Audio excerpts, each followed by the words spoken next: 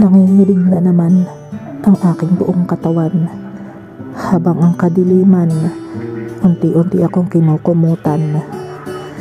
Ang puso kong sawa ng masaktan, wala nang ibang maramdaman kundi paghihirap na walang katapusan, dala ng pait ng nakaraan.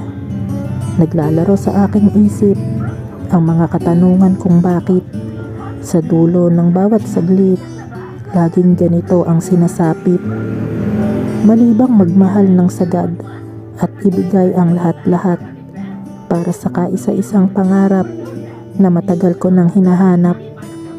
Dumadampi na naman ang pangungulila habang nag-iisa at walang kasama.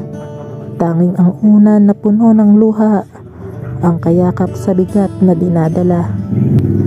Hinahanap ang iyong yakap at halik, ang tamis at lagkit ng iyong pagtitig na ngayon ay hindi na mauulit dahil wala ka na at hindi na babalik.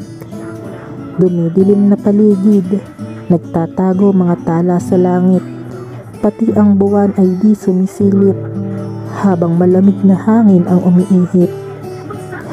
Saan ba ako nagkamali? Sa sarili tanong ko yan palagi. Wala nang nakuhang sukli, iniwanan pa sa bandang huli. Bakit kailangan pang mawala kung kailan na ako masaya? Tsaka pa dinawi ng tadhana ang taong aking nakilala. Bakit kailangan pang kumalas kung kailan iniibig ko na ng wagas?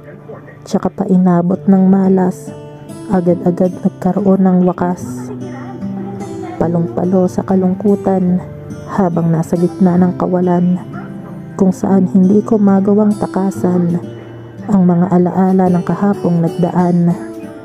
Ayoko nang umasa sa wala, ang maghintay habang binabaliwala. Ayoko nang mag-isa, kaya sana dumating na ang pagpapala.